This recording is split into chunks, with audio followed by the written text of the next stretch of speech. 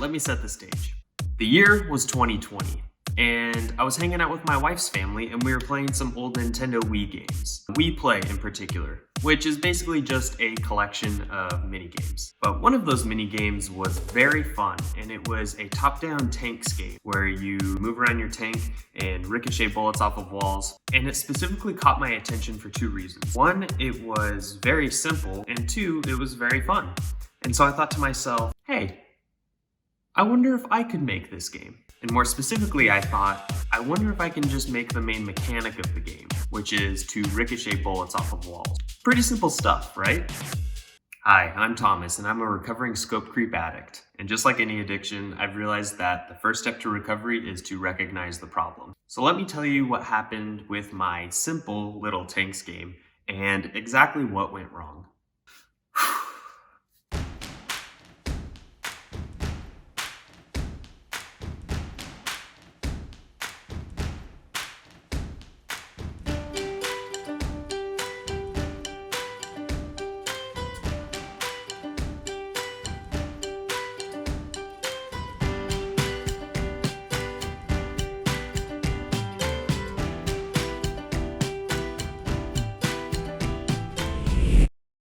Like I mentioned before, this was just supposed to be a weekend project. It was supposed to be a quick operation, in and out, 1 or 2 days. Figure out if I can implement a bullet ricocheting mechanic, move on with my life. Well, that's not exactly what happened. So I started working on it, and then I thought to myself, oh, I should use this as an opportunity to learn about how Steam works too. You see, I wanted to make games for Steam in the future, and so I thought, oh, I can just learn about publishing on Steam, how that whole platform works, setting up a store page and uploading builds and stuff like that. So I thought, yeah, perfect opportunity. Let's just figure out how that works too. And this had worked for me in the past. When I first started getting into game development, I started with mobile games. I was forgetting what I was gonna say.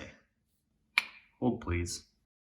My first real project when I was learning game development, I made the absolute simplest game that I could think of so that I could just get through the publishing process and figure out how the Android App Store worked, how the iOS App Store worked. It was super fruitful, and I wanted to do the same thing with Steam. You know, just make a super basic game, throw it on there, and figure out the ins and outs of publishing.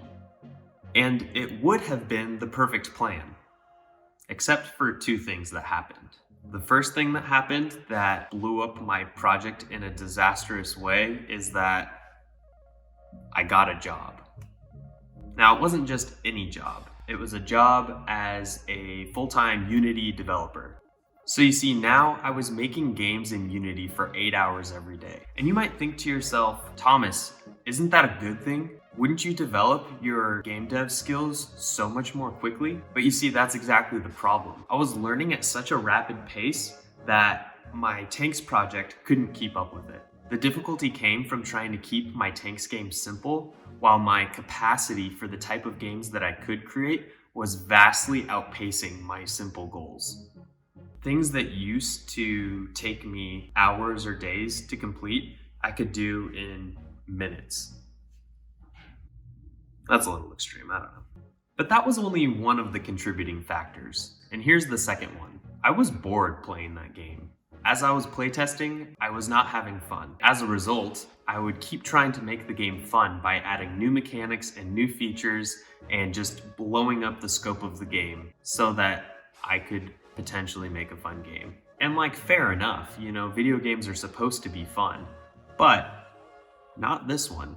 You see, I didn't put any time or effort into planning the game that I wanted to make. This was supposed to be a learning project, but I swapped my target as I was going. The game wasn't supposed to be fun. That was never the objective, but then I wanted it to be fun. So ladies and gentlemen, please heed my warning here and repeat after me. Stick to the plan. Repeat it. Stick to the plan. I've seen so many people struggle with scope creep as they're developing their own video games.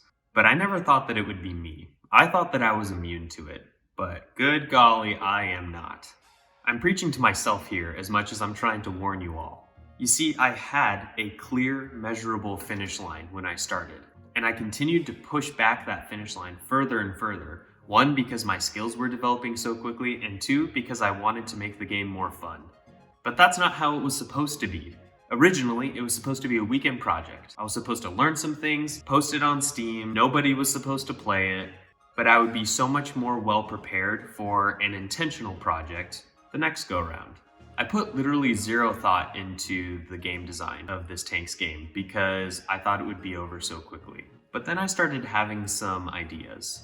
Let's see, I actually have a list here of different gameplay mechanics I've added in since the beginning. Starting from the top, the bullet ricochet mechanic, adding a basic level layout, adding interesting colors, implementing enemy AI, converting the 3D models into a softer aesthetic, diversifying levels, adding post-processing effects, adding particle systems.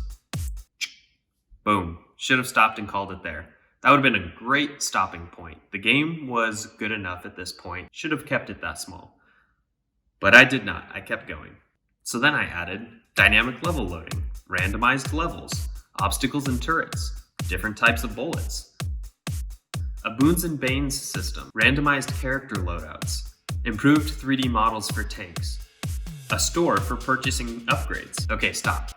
Right there. That would have been another great stopping point. The scope was still manageable, and the gameplay was interesting. But no. I had to keep going, and it was worse this time. I did a very bad thing. I majorly redesigned the whole game. Because you see, this time I added a free camera that follows the player, open level layouts, procedural level generation. Why did I do that? Water, holes, walls, enemy spawners, a day-night cycle, ropes to drag items back to your base. Yes, because I added a base. And then I added a base building mechanic. Then I made a tool that let me define how the base layout was generated by reading in a tile map texture. Then I added tile animations. Then I added object placement. And then I wanted everything to be powered by electricity, so I created a system that powers certain objects in the game only when they are within a range of a power generator. And when does this end? Oh, it ends here, because that's where I'm at right now. It's a couple of years later, and I'm regretting so many of my life decisions. But I'm determined to not let this continue. It's 2.5 years later, and I'm determined to put a stop to it. I'd heard about scope creep, but I thought that I was immune to it. I thought that I was the exception. I never thought I would get my creep scoped. No. I never thought that I would get my scope creeped so much that years would go by. But here we are. Now, to be fair, out of that 2.5 years, it hasn't been consistent development on this project. I've branched off into other things, and I've taken long breaks. But let this be a warning to you. Don't let this happen to you. Just learn from my mistakes. Scope creep happens when you think that your game is never good enough. And the hardest part about learning game development is to keep things simple. Maybe if I had never gotten a full-time job as a Unity developer, then things would be different. Or maybe if I had recognized that this game was never supposed to be fun, then things would have turned out better for me. This project was supposed to be a learning experience. And in a way, it has been a learning experience, a very painful one. And this is what I've realized. This is the trap. Your game can always be improved. You can always be improving your game. It's a vicious cycle that can only be broken from an outside perspective. So the question remains, where do we go from here? Well, I see 3 options, and I want to get your opinion. Option 1 is to reduce my scope and regress the progress on my game back to a time when the game was a lot simpler. Go back in time, make some levels, publish the game, just make it very small. That would ensure that I actually finish this and get it out the door, but I would be losing a lot of effort. The second option is to keep doing what I'm doing and make sure that the game reaches its full potential. That was a trick, because if you think that's a good idea, then you have not been paying attention to this video at all. The full potential of the game will never be reached because my ability to expand the potential of the game will grow with it.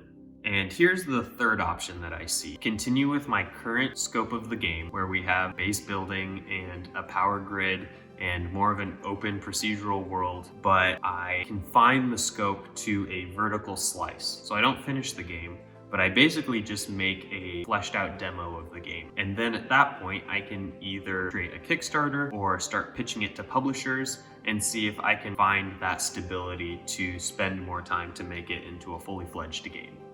But I don't really know what to do from here. I want to know what you guys think. I basically just blinked and 2.5 years have gone by, so I want to be intentional with how I finish this project.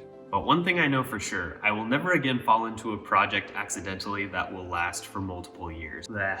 But I'm glad that my own greed and insatiable appetite can be used as a learning experience for you, my dear viewer. So, thanks for sticking around, and I'll see you in the next one.